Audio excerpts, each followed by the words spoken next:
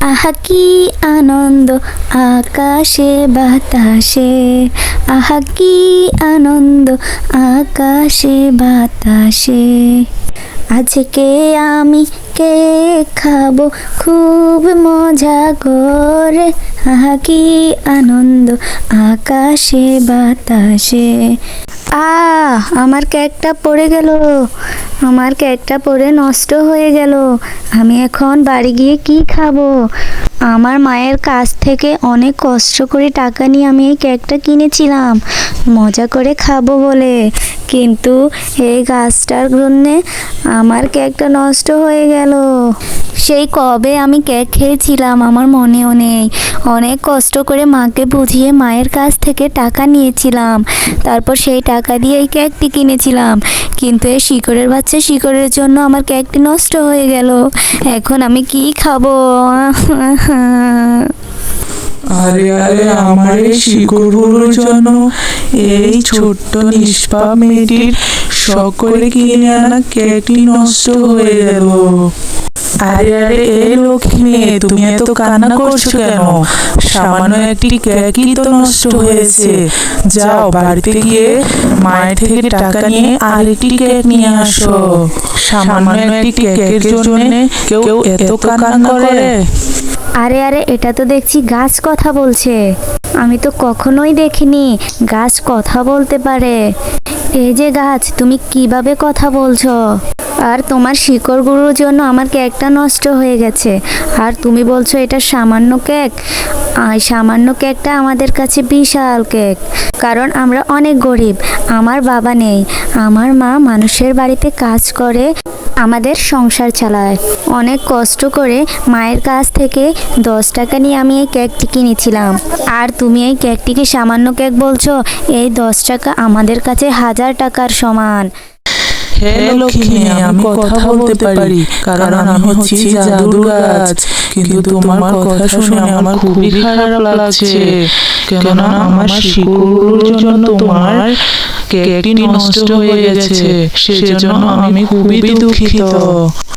আর আমার জন্য যেহেতু তোমার ক্ষতি হয়েছে, তাহলে আমি তোমাকে সাহায্য করছি। দাঁড়াও, এই নাও লক্ষ্মী মেয়ে, তোমাকে আমি একটি কেক দিলাম। আরে জাদুর গাছ, তোমাকে অনেক ধন্যবাদ। আমি তাহলে এই কেকটি বাড়িতে নিয়ে গিয়ে খুব মজা করে খাবো। আরে আরে, না না লক্ষ্মী মেয়ে, এই কেকটি আমি তোমাকে খাওয়ার জন্য দেইনি। এই কেকটি তো হচ্ছে জাদুর কেক। তুমি এই কেকটি নিয়ে বাড়িতে চলে যাও, তারপর এই কেকটি তুমি তোমার বাড়ির আঙ্গিনায় রোপণ করো। আরে আরে জাদুর গাছ, তুমি এসব কি বলছো? কেক আবার রোপণ করা কিভাবে? আমি যা বলছি তাই করো। বাড়িতে নিয়ে গিয়ে কেকটি তোমার বাড়ির আঙ্গিনায় রোপণ করো, তারপর এই কেকটি থেকে কেক গাছ হবে।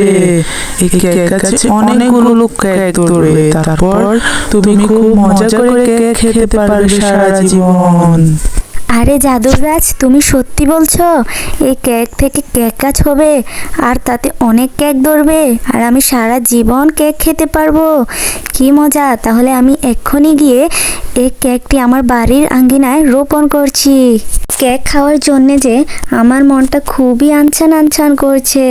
আচ্ছা জাদুর গাছ, তাহলে আমি এই কেকটি রোপণ করার জন্যে বাড়ি যাচ্ছি। তারপর টুম্পা জাদুর কেকটি নিয়ে তার বাড়িতে চলে আসে। তারপর সে বাড়ির আঙ্গিনায় জাদুর গাছের কথা মতো জাদুর কেকটি রোপণ করতে থাকে। আরে টুম্পা, তুই এটা কি করছিস? বাড়ির উঠোনে তুই গর্ত খুঁড়ছিস কেন? আর সেই গর্তে তো দেখছি তুই কেক রোপণ করছিস। আমি তোকে এত কষ্ট করে 10 টাকা দিলাম তুই শখ করে কেক খাবি বলে, আর তুই সেই কেকটি রোপণ করে ফেলছিস। তোকে কখনোই আর আমি কোনো টাকা দিতে পারবো না। তুই দিন দিন অনেক দুষ্ট হয়ে যাচ্ছিস। আমার এত কষ্টের টাকা তুই অপচয় করছিস। আরে আরে, না না মা, তুমি আমাকে ভুল বুঝছো। তোমাকে তো আমি একটা কথা বলতে ভুলেই গিয়েছি। তুমি আমাকে যে টাকা দিয়েছিলে কেক কেনার জন্যে, আমি সেই টাকা দিয়ে ঠিকই কেক কিনেছিলাম, কিন্তু আসার সময় একটি গাছের শিকড়ে লেগে আমার সেই কেকটি নষ্ট হয়ে যায়। তখন আমি খুবই কান্না করতে থাকি। ঠিক তখনই যে গাছটির জন্য আমার কেকটি নষ্ট হয়েছিল, সেই গাছটি আমাকে একটি জাদুর কেক দেয় এবং সে বলেছিল এই জাদুর কেকটি বাড়ির আঙ্গিনায় রোপণ করার জন্যে। এই গাছটি থেকে নাকি খুব বড় একটি জাদুর কেক গাছ হবে, আর সেই কেক গাছে নাকি অনেকগুলো কেক ধরবে। সেই কেকগুলো আমি সারা বছর খেতে পারবো। আরে টুম্পা মা আমার, তুই এসব কি আবল তাবল বকছিস? গাছ আবার কথা বলে নাকি? আর কেক আবার কিভাবে রোপণ করে? আবার বলছিস সে কেক থেকে নাকি কেক গাছ হবে। কেক গাছ আবার হয় নাকি? তোর মাথা কি গেছে নাকি মা? যা তো টুম্পা, এত কথা না বলে ঘরে গিয়ে খাবার খেতে বস। আমি খাবার রেডি করে এসেছি। আমি তোর জন্য পানি আনতে যাচ্ছি কূপ থেকে। এই বলে মিনার মা সেখান থেকে চলে যায়। পরের দিন সকালবেলা, মা ও মা, দেখো না, কালকে আমি যে জায়গাতে কেকটি রোপণ করেছি ঠিক সেই জায়গাতে অনেক বড় একটি গাছ হয়েছে, আর সেই গাছে কত কত কেক ধরেছে। তাহলে জাদুর গাছটি আমাকে সত্যি কথাই বলেছে। মা দেখো দেখো, কত রকমের কেক ধরেছে। আমি তো এতগুলো কেক জীবনে কখনোও দেখিনি। এত সুন্দর সুন্দর কেক। আমি এখন থেকে অনেক কেক খেতে পারবো। কি মজা! আমি এক্ষুনি একটি কেক পেড়ে খাবো। এই না টুম্পা, তুই এখান থেকে একটি কেকও খাবি না। আমি নিষেধ করে দিলাম। আমার মনে হচ্ছে এই গাছটি কোনো বিপদের লক্ষণ। কেউ হয়তো আমাদেরকে ক্ষতি করার জন্য এমন করছে। তুই আমাকে বল, তোকে এই কেক গাছ কে দিয়েছে? চল, আমাকে তুই সেখানে নিয়ে চল। এই তো মা, এই জাদুর গাছটি আমাকে কেক দিয়েছিল, আর এই জাদুর গাছটি আমাকে বলেছিল কেকটি রোপণ করার জন্যে। আরে এই গাছ, তুমি নাকি কথা বলতে পারো, আবার তুমি নাকি আমার মেয়েকে একটি কেক দিয়েছো।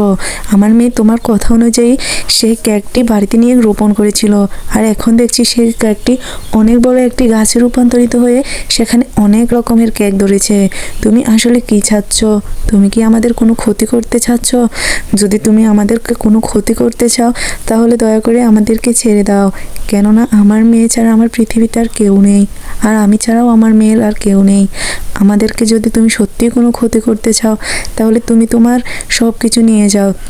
তোমার কোনো হেল্প আমাদের লাগবে না। তুমি তোমার কেকগুলো পিরিয়ে নিয়ে যাও দয়া করে। না না টুম্পার মা, আমি তোমাদের কোনো ক্ষতি করতে চাই না। তোমার মেয়ের কেকটি আমার এই শিকড়গুলোর জন্য নষ্ট হয়ে গেছিল।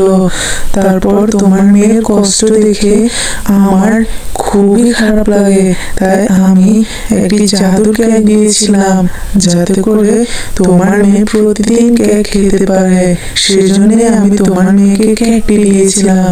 এই কেক থেকে সবগুলো কেক তোমরা খেতে পারবে। কেকগুলো অনেক সুস্বাদু হবে, এমনকি তোমরা সেগুলো বিক্রি করেও তোমরা তোমাদের সংসার চালাতে পারবে। সত্যি বলছো জাদুর গাছ?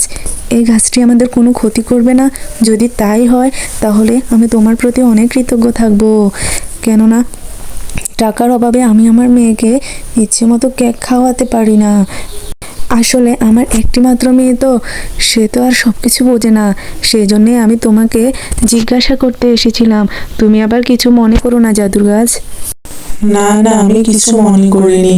তবে একটি কথা মাথায় রেখো, এই কেক গাছটিতে রাতের বেলায় যে কেকগুলো ধরবে সেগুলো তোমরা ছিঁড়বে না, কেন এই কেকগুলো খুবই বিষাক্ত হবে। কিন্তু দিনের বেলা সবগুলো কেক তোমরা খেতে পারবে এবং সেগুলো বাজারে বিক্রি করে তোমরা টাকা উপার্জন করতে পারবে।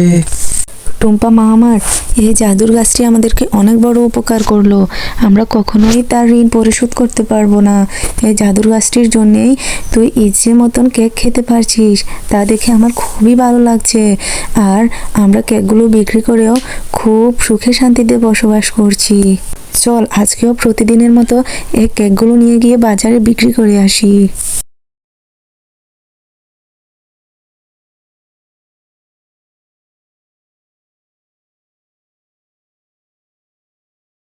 আরে আরে, টুম্পারা তো দেখছি অনেক বড় লোক হয়ে গেল।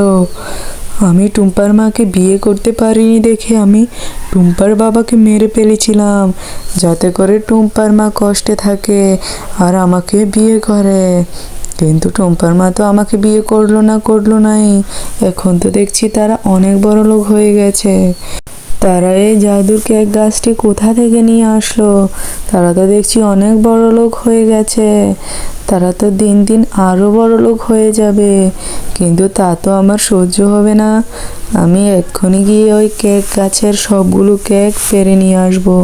তারপর আমি ওই কেক গাছটিকে কুড়াল দিয়ে কুপিয়ে কেটে ফেলবো। হা হা হা, তারপরেই আমি শান্তি পাবো। এই কথা বলেই মিচকে শিয়াল কেক গাছ থেকে কেক খেতে শুরু করে। কেক খেতে না খেতেই তার মুখ থেকে রক্তভূমি হতে শুরু করে, আর সে সেখানেই ছটফট করতে করতে মারা যায়।